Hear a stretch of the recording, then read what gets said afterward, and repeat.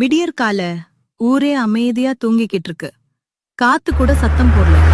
ஆனா அடுத்த நொடியே ன்னு கேட்ட அந்த பயங்கரமான மெஷின் சத்தம் ஊருக்கே ஒரு அதிர்ச்சியை கொடுத்துச்சு.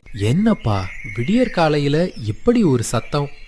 ஒருவேளை வேற்று கிரகவாசிங்க யாராவது எங்க ஊருக்கு வந்துட்டாங்களோ? அண்ணாச்சி, இவ்வளவு மிஷினை பார்த்தா சமைக்க போற மாதிரி தெரியல, சந்திரனுக்கே போற மாதிரி இருக்கு.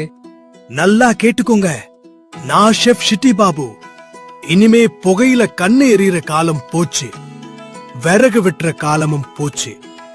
இந்த நவீன மெஷின்கள் வந்தாச்சுன்னா சமையலே ஒரு விளையாட்டு. அண்ணாச்சி, பேச்சு பெரியதா இருக்கு. ஆனா இந்த ஊர்ல பேச்சுக்கு இல்ல, ருசிக்கு தான் மதிப்பு. வாங்க ஒரு போட்டி வச்சுக்கலாம். என்னது, ருசி இருக்காதா? இதோட சுவைக்கு முன்னாடி உங்க ஊர் பலகாரம் எல்லாம் வெறும் தூசு. அப்படியா சங்கதி? சரிங்கண்ணா, உங்க மெஷினா இல்ல ஏன் மண்பானையா? ஒரு கை பார்த்துடுவோம். ஒரு பக்கம் மெஷின், இன்னொரு பக்கம் கைமணம். சமையல் யுத்தம் ஆரம்பமாக போகுது. அது ஒரு அழகான காலை பொழுது. வழக்கம் போல கிராமத்து மக்கள் அவங்களோட வேலைகளை ஆரம்பிச்சுக்கிட்டு இருந்தாங்க. இந்த கிராமத்துல ஒரு சின்ன பலகார கடை இருந்துச்சு. பெரிய ஹோட்டல் இல்ல, ஆடம்பரமும் இல்ல. ஆனா அந்த கடையோட ருசிக்காக பக்கத்து ஊர்ல இருந்து கூட மக்கள் தேடி வருவாங்க. அந்த கடையை நடத்துறவ மாறன். மாறா, நேத்து வாங்கிட்டு போன உருண்டை செம்மையா இருந்துச்சு. இன்னைக்கு ஒரு 10 பார்சல் கொடுப்பா. என் பையன் தினமும் உன் கடை பலகாரம் தான் கேக்குறான்டா. அப்படியா? அவனுக்கு 2 உருண்டை எக்ஸ்ட்ரா வச்சிடுறேன். மாறனோட பலகாரத்துல ருசி மட்டும் இல்ல, அன்பும் கலந்திருந்துச்சு.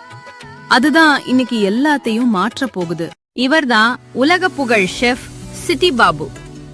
இவருக்கு நேர் எதிரா நம்ம மாறன். ஒருத்தர் மெஷினை நம்புறவர், இன்னொருத்தர் கைமணத்தை நம்புறவர். ஒரு நாள் தன்னோட வேலை விஷயமா ஷெஃப் சிட்டி பாபு அந்த கிராமத்துக்கு கிளம்பினாரு. ஆனா அந்த பயணம் அவருக்கு மறக்க முடியாத அனுபவமா மாறப்போகுதுன்னு அப்போ அவருக்கே தெரியாது. போகிற வழியில பசி எடுத்ததால அங்க நின்ன ஒருத்தர்கிட்ட, இங்க நல்லா சாப்பிடுற இடம் ஏதாவது இருக்கா? சார், நேரா இந்த ரோட்ல போங்க. அங்க மாறன் பலகார கடைன்னு ஒரு சின்ன கடை இருக்கும். சின்ன கடை தான், ஆனா ருசி பெரிய ஹோட்டலுக்கே சவால் விடும். அப்படியா? சரி, அந்த கடைக்கு போலாம். உங்க ஊர் ருசி எந்த அளவுக்கு இருக்குன்னு நாளே பாத்துடுறேன். அந்த ஊர்க்காரர் சொன்னதை கேட்டு செஃப் சிட்டி பாபு காரை ஓரமா நிறுத்தினாரு. ஸ்டைலா கார்ல இருந்து இறங்கி மாறனோட கடைய நோக்கி நடந்தாரு. இதுதான் கடையா? நான் காரை நிறுத்தினது வீட்டு வாசல்னு நினைச்சேன். சின்ன கடை தான் சார், ஆனா வாங்குறவங்க மனசு நிறைஞ்சுதான் போவாங்க. ஒரு ஓவன் இல்ல, ஒரு மிக்ஸி இல்ல, ஏர் ஃபயர் கூட இல்ல. இதுலயா நீ சமையல் பண்ற? எங்களுக்கு இதுவே போதும் சார். அடடே, இன்னும் இந்த அடுப்பையா நம்புறீங்க? உலகம் எங்கேயோ போயிடுச்சு. நீங்க இன்னும் இங்கதான் நிக்கிறீங்க. ருசி மாறாத வரைக்கும் நாங்க மாற வேண்டிய அவசியம் இல்ல சார். உன் கடைய பார்த்தா இது பலகார கடையா இல்ல ஸ்டோர் ரூமா? இதுலயும் மக்கள் வந்து சாப்பிடுறாங்களா?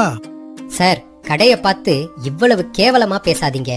ஒரு வாய் சாப்பிட்டு பார்த்துட்டு அப்புறம் உங்களுக்கு என்ன தோணுதோ அத சொல்லுங்க. நான் யாருன்னு தெரியுமா?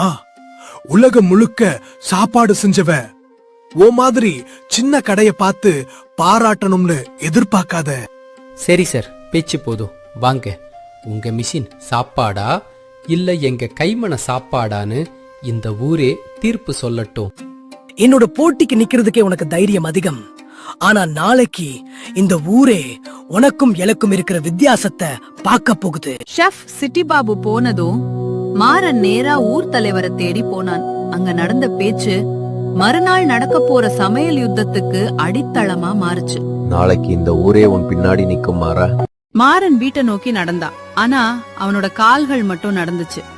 மனசு முழுக்க நாளைக்கு நடக்க போற சமையல் போட்டிய பற்றியே யோசிச்சுக்கிட்டு இருந்துச்சு. யோசனையோட வீட்டுக்கு வந்த மாறன் நேரா பாட்டியிடம் போய் செஃப் சிட்டி பாபு சொன்ன ஒவ்வொரு வார்த்தையும் சொல்ல ஆரம்பிச்சான். மாறா, சவால் உனக்கு தான் வந்திருக்கு. ஆனா பதில் சொல்ல போறது நம்ம பாரம்பரிய சமையல். நாளைக்கு உன் கையால சம, மீதிய அந்த ஆண்டவன் பாத்துக்குவான். ஒரு சைடுல மாறன் அவனுக்கு தேவையான எல்லா ஏற்பாடுகளையும் செஞ்சு முடிச்சிருந்தான். விதவிதமான பலகாரங்களும் வரிசையா இருந்துச்சு. அத பார்த்த ஊர் ஜனமே ஆவலோட சூழ்ந்து நின்னாங்க. ஷெஃப் சிட்டி பாபுவோ தனக்கு தெரிஞ்ச எல்லா ஸ்நாக்ஸ் ஐட்டம்ஸையும் செஞ்சு கண் கவர்ற மாதிரி அலங்கரிச்சு வச்சிருந்தாரு. அத பார்த்த ஊர்க்காரங்க கூட ஒரு நிமிஷம் ஊரே ஒன்னா கூடி இந்த போட்டியில யாரு ஜெயிக்க போறாங்கன்னு ஆவலோட காத்துக்கிட்டு இருந்துச்சு. என்னப்பா ஊரே திருவிழா மாதிரி கூடியிருக்கே, போட்டிக்கெல்லாம் 2 பேரும் ரெடியா? நான் ரொம்ப நேரமாவே ரெடி பண்ண யாரே. முடிவும் எனக்கு தெரியும். ஜெயிக்க போறது நான் தான். நானும் ரெடிதான் பண்ணையாரே. என் கைமணமே எனக்கு பெரிய நம்பிக்கை. சரி, 2 பேரும் ரெடியா இருக்கீங்க. இப்போ பேச்சு வேண்டாம், சாப்பாடு தான் பேசணும். எடுத்து வாங்க. பண்ணையார் முதல்ல ஷெஃப் சிட்டி பாபுவோட சாப்பாட்ட ருசி பார்த்தாரு. அதுக்கப்புறம் மாறனோட கைமண பலகாரங்களையும் ஒன்னா சாப்பிட்டு பார்த்தாரு. யாரு ஜெயிக்க போறாங்கன்னு ஊரே ஆவலோட காத்துக்கிட்டு இருந்துச்சு. 2 பேரோட சாப்பாடும் நல்லா தான் இருக்கு.